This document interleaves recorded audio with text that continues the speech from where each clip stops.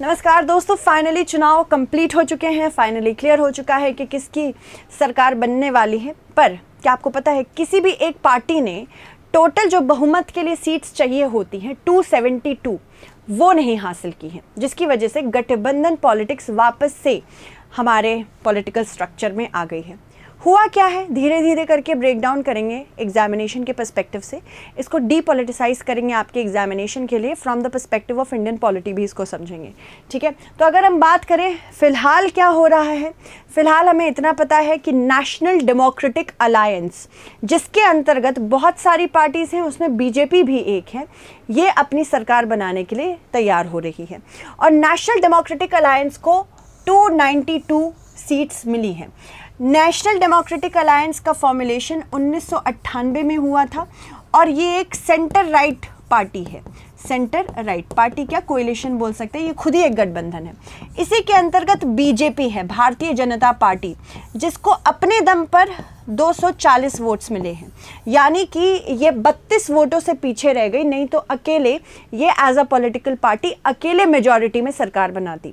यानी कि बाकी जो पार्टीज़ हैं नेशनल डेमोक्रेटिक अलायंस के अंतर्गत, जैसे कि जेडीयू है, टीडीपी है, इन सबको अब बीजेपी के साथ मिलके एनडीए को स्ट्रॉन्ग रख के इन्हीं नंबर्स के साथ 292 सीट्स के साथ इन्हें अपनी पार्टी, इन्हें अपना गवर्नमेंट बनाना पड़ेगा।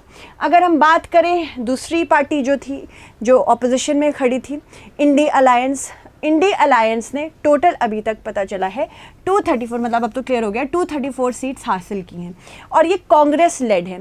इसमें बहुत सारी पार्टीज़ इंक्लूडेड है, वो तो उसके बारे में मुझे चर्चा करने की ज़रूरत नहीं है। टोटल हमारे पास अगर हम लोकसभा की बात करें 545 सीट्स होती हैं, जिसमें से 543 सीट्स के लिए इलेक्शंस होते हैं, जनरल इलेक्शंस लोकसभा में हर 5 साल में। 2 एंग्लो इंडियंस प्रेसिडेंट नॉमिनेट करते हैं, इसीलिए सिर्फ 543 सीट्स के लिए यहाँ पे चुनाव होता है।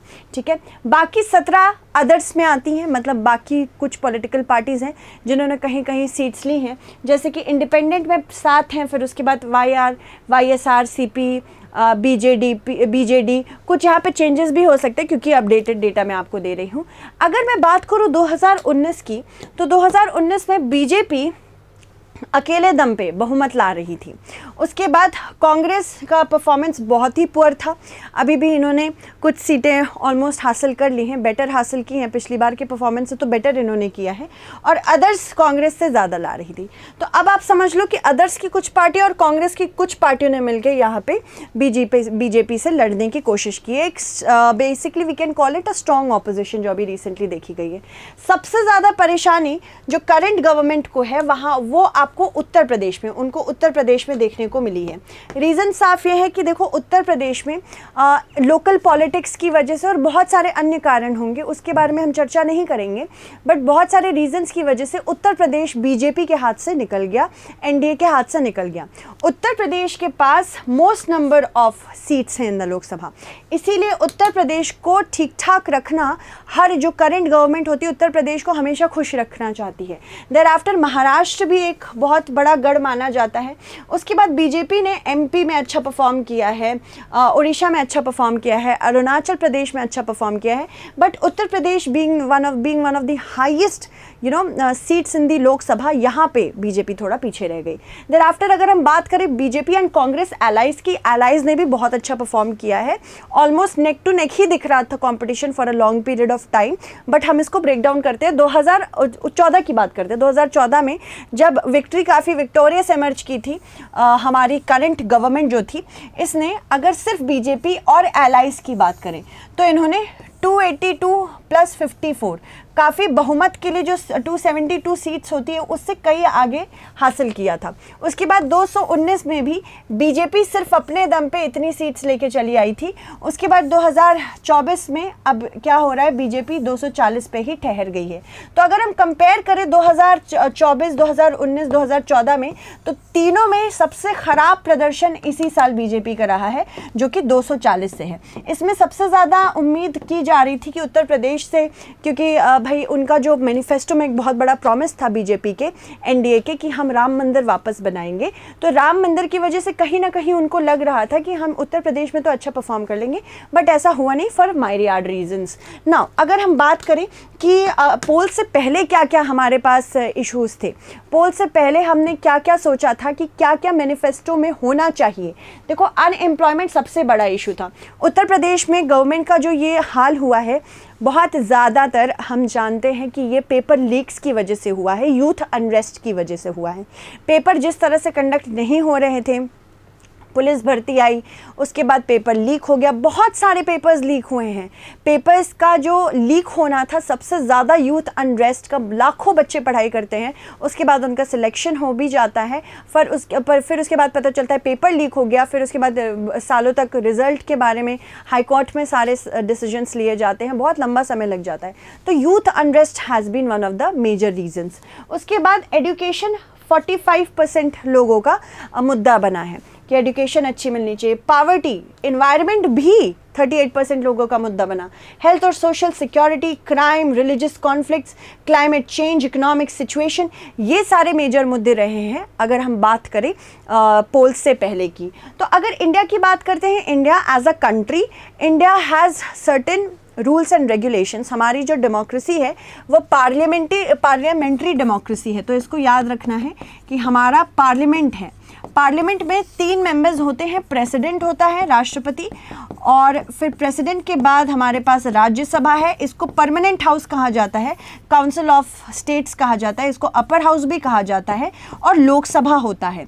लोकसभा हर 5 साल में डिसॉल्व होता है, यानी कि हर 5 साल में हमें यहाँ पे चुनाव करना पड़ता है, ठीक है। तो अगर प्रेसिडेंट की बात करें तो प्रेसिडेंट बस नॉमिनल हेड है, कहने के लिए सारे डिसीजंस इनके नाम पे लिए जाते हैं, एंड ये इनडायरेक्टली इलेक्टेड होते हैं by both the houses of the parliament, और 5 साल का इनका टर्म रहता है। देयर आफ्टर राज्यसभा है, राज्यसभा काउंसिल ऑफ स्टेट्स है, और यहाँ पे council of states permanent house माना जाता है, पर हर 2 साल में 1/3 जो राज्यसभा के मेंबर होते हैं वो रिटायर होते रहते हैं, और साइमल्टेनियसली एमपीज इलेक्ट होते हैं। इसमें 245 टोटल सीट्स होती हैं, जिसमें आप देखेंगे कि 12 मेंबर्स जो होते हैं वो नॉमिनेट किए जाते हैं by the president of India. Alright, तो ये याद रखिएगा। मेंबर्स को इलेक्ट किया जाता है स्टेट असेंबलीज के द्वारा, जो राज्य पे विधानसभा होती है। मिनिमम एज इसका मेंबर बनने के लिए आपको 30 साल का होना चाहिए, ठीक है। यहाँ पे 28 स्टेट्स का रिप्रेजेंटेशन है। देयर आफ्टर अगर हम लोकसभा की बात करें तो 545 टोटल सीट्स होती हैं इसमें, जिसमें से 2 मेंबर्स एंग्लो इंडियन कम्युनिटी के नॉमिनेट किए जाते हैं प्रेसिडेंट के द्वारा। तो 543 सीटों के लिए यहाँ पे लड़ाई होती है, और यहाँ पे मिनिमम एज क्या होनी चाहिए, 25 ईयर्स होनी चाहिए अगर आपको मेंबर बनना हो। तो ये परमानेंट हाउस नहीं है, ये डिसॉल्वेबल होता है। लोकसभा की बात करें, इसमें जो लार्जेस्ट पार्टी होती है उसके लीडर को प्राइम मिनिस्टर बनाया जाता है। यहाँ प्राइम मिनिस्टर का चुनाव नहीं होता है, यहाँ पे पार्टियों का चुनाव होता है। अपने कैंडिडेट, जो बेस्ट कैंडिडेट आपको आपकी कॉन्स्टिट्यूएंसी के लिए लगता है उसको आप चुनते हैं, और मिलके जो सबसे बड़ी पार्टी निकल के आती है, सबसे ज़्यादा चुनी हुई पार्टी निकल के आती है, उसके जो लीडर को होता है वो प्राइम मिनिस्टर के थ्रू अपॉइंट, मतलब प्राइम मिनिस्टर उनको हम बनाते हैं। तो ये पार्लियामेंट्री डेमोक्रेसी है। इंडिया की अगर बात करें तो फॉर दिस पर्टिकुलर इलेक्शन, 2024 के इलेक्शन के लिए 969 मिलियन रजिस्टर्ड वोटर्स थे, और हमारे इंडिया में इतनी भारी मात्रा में वोटर्स अगर हम बात करें तो Indonesia, US, Pakistan, Bangladesh, Russia, Mexico, south Africa को भी अगर हम मिला दें तब भी हमारे वोटर्स के नंबर्स ज़्यादा हैं। That is really great. तभी सब पूरी दुनिया हमारे इलेक्शंस पे नज़र गड़ा के बैठी हुई थी, ठीक है। पर अब हम बात करते गठबंधन पॉलिटिक्स की। इसीलिए गठबंधन हो रहा है क्योंकि 240 ही सीट्स लेके आ पाई है बीजेपी अपने 3 बार के, मतलब 3 टर्म्स में, 3 टर्म्स एज इन 2014, 19 और 2024। सबसे खराब प्रदर्शन इस बार बीजेपी ने किया है, और यहाँ पे हम पॉलिटिकली बात नहीं करेंगे, बस मुझे आपको ये बताना था। गठबंधन धर्म में एक मुहावरा था जिसे भाजपा नेता अटल बिहारी वाजपेयी जी लेके आए थे, और यही उनके राजनीतिक उत्तराधिकारी नरेंद्र मोदी को कंटिन्यू करना पड़ेगा। मतलब अब सबको खुश रखना पड़ेगा, नहीं तो अगर सारी पार्टीज दुखी होकर चली जाएंगी तो बीजेपी के पास सिर्फ 240 सीट्स बचेंगी, जिसकी वजह से इनका बहुमत चला जाएगा। बहुमत के लिए 272 सीट्स चाहिए होती हैं। भारत में जहां लोग 3 दशकों से खंडित जनादेश देते आ रहे हैं, गठबंधन की राजनीति आदर्श रही है। सबसे अच्छी चीज़ पता है क्या है आपको यहाँ हुई है? ईवीएम पे इस बार किसी ने क्वेश्चन नहीं उठाया, ईवीएम बच गई। Basically election commission of India ने एक तरह से दिखा दिया कि फ्री एंड फेयर इलेक्शंस होते हैं। ईवीएम पे कितने सवाल उठाए जा रहे थे, आज कोई उस पर सवाल नहीं उठा रहा है। 1980 से 1990 के दशक और इस सदी के पहले दशक के अधिकांश समय में किसी भी पार्टी को लोकसभा में बहुमत नहीं मिला। नरेंद्र मोदी स्पष्ट बहुमत के साथ दिल्ली पहुंचे थे शुरू में, जैसे कि आपने यहाँ पे देखा ना, 2014 की बात करें तो 282 था बीजेपी का अकेला, एंड 282 अगर बीजेपी का अकेला सीट था मतलब 272 से ऊपर चला गया था। देर आफ्टर 303 इन 2019 वो बेटर विक्ट्री देखी जा रही थी। अब इस समय तो एंटी इनकम्बेंसी हो गई थी, तो जब कांग्रेस से लोग परेशान हो गए थे तो उन्होंने खुल के वोटिंग की थी। एक तरह से इस बार थोड़ी सी एंटी इनकम्बेंसी थी, जो कि ऑल इंडिया, जब इंडिया अलायंस के बारे में बात करें, इंडिया अलायंस ने जो बेटर परफॉर्म किया है ये उन लोगों की वजह से किया है जिनके अंदर एंटी इनकम्बेंसी थी, जो चाहते थे गवर्नमेंट बदले। जो नहीं चाहते थे कि गवर्नमेंट ना बदले वो वोट भी नहीं देने गए, जिसकी वजह से कहीं ना कहीं इस गवर्नमेंट को इसका खामियाजा भुगतना पड़ा। तो मतलब ऑपोजिशन यहाँ पे स्ट्रांग हो गई, जो कि अच्छी बात है। ऑपोजिशन का स्ट्रांग रहना अच्छा है। इंडिया का हिस्सा होने के बावजूद भाजपा को अगले 10 वर्षों के लिए चलाना पड़ेगा किसी तरह काम, कि भाई अगले 5 जो आने वाले हैं उसके बाद आने वाले 5 वर्ष किस तरह बीजेपी चलाएगी, किस तरह एनडीए चलाएगी, ये देखना अभी हमारे लिए बाकी है। आज भाजपा सबसे बड़ी पार्टी के रूप में उभरी है, लेकिन अपने बल पर ये 272 नहीं जुटा पाई और केंद्र में सरकार चलाने के लिए एनडीए के घटक की आवश्यकता होगी। ठीक है, 1951 में जब पहला चुनाव हुआ था तब से लेकर अब तक भारत को 73 साल के चुनावी इतिहास में 32 साल गठबंधन सरकारों का सामना करना पड़ा है, और इसके विपरीत 31 साल तक बहुमत वाली सरकार रही है, जिनमें 10 साल प्रधानमंत्री नरेंद्र मोदी के नेतृत्व में रहे हैं। तो यानी कि 10 साल इन्होंने बहुमत के साथ अपना देश चलाया है। चलिए आगे बढ़ते हैं, लोकसभा चुनाव के कुछ बेहतरीन और इंटरेस्टिंग तत्व देख लेते हैं। गिर के घने जंगलों में सिर्फ एक व्यक्ति की पोलिंग रजिस्टर करने के लिए पोलिंग बूथ लगाया गया था। फिर उसके बाद पहली बार अंडमान की एक ट्राइब, शोम्पेन ट्राइब ने वोटिंग की, जिसकी वजह से ये अलग एक इम्पॉर्टेंट फैक्ट आ गया है। गुजरात के गिर के घने जंगलों में, और साथ ही साथ ट्राइबल्स की बात करें तो नगाड़ा जो ओडिशा में है वहाँ पे ट्राइबल्स ने 20 साल में पहली बार वोट किया। इंडिया का जो टफेस्ट एरिया है नॉनग्रियाट, ये भी पोलिंग किया है अभी। ये भी बहुत इंटरेस्टिंग फैक्ट है, आपसे यूपीएससी में पूछा जा सकता है। ताशीगांग जो पूरे विश्व का सबसे हाईएस्ट पोलिंग स्टेशन है, वहाँ पे भी वोटिंग रजिस्टर की गई। मालोगाम एक जगह है जहाँ पे सिर्फ एक महिला के वोट के लिए हमारे election officers, electoral officers 44 kilometre track करके गए हैं। Now let's move on to Bharat में गठबंधन की राजनीति एक आदर्श रही है। स्वतंत्र भारत में पहली बार 1977 में अपने में आपातकाल के ठीक बाद विभिन्न दलों ने केंद्र में गठबंधन सरकार बनाई। 1977 से पहले सब लोग कांग्रेस को ही जानते थे। From the time of independence ज़्यादातर लोग कांग्रेस को ही जानते थे। तो कांग्रेस जब एक यूनाइटेड वे में थी, बहुत सारे राजनीतिक मुद्दे सिर्फ और सिर्फ केंद्र के नज़रिए से देखे जाते थे। धीरे धीरे जब वक्त आगे बढ़ा तो ये भी समझ में आया कि केंद्र के अलावा बाकी सारे रीजनल मुद्दे भी हैं जो हर जगह के लिए अलग होते हैं। रीजनल मुद्दे उत्तर प्रदेश के लिए अलग होंगे, मध्य प्रदेश के लिए अलग होंगे। तो उनके मुद्दों को सहायता देने के लिए अलग अलग पार्टीज बनने लगी, जिसकी वजह से एक पर्टिकुलर पार्टी का डोमिनेंस कम होने लगा हमारे इंडियन लैंडस्केप, पॉलिटिकल लैंडस्केप में। ठीक है, तो इसी के साथ स्वतंत्र भारत में पहली बार 1977 में जब आपातकाल के ठीक बाद का वक्त आया तो गठबंधन की सरकार बनाई गई। भाजपा की पूर्ववर्ती भारतीय जनसंघ सहित 11 दलों ने मिलकर जनता की सरकार बनाई। या गठबंधन 1969 तक चला। एक चीज़ आप समझ लीजिए, गठबंधन बहुत ज़्यादा खतरनाक सिचुएशन होती है। कौन सी पार्टी कब बिदक जाए, कब भाग जाए, समझ नहीं आता। किसान नेता चौधरी चरण सिंह इंदिरा गांधी की कांग्रेस के समर्थन से प्रधानमंत्री बने, लेकिन इंदिरा गांधी ने 23 दिन बाद ही चरण सिंह को सत्ता से हटा दिया। गठबंधन सरकार चलाने में यही सबसे बड़ा जोखिम है। अगर एक पार्टी जो बड़ी सीटों के साथ बनी हुई है किसी अलायंस का पार्ट, अगर वो दूसरी जगह चली जाती है तो यहाँ पे सरकार गड़बड़ा जाती है।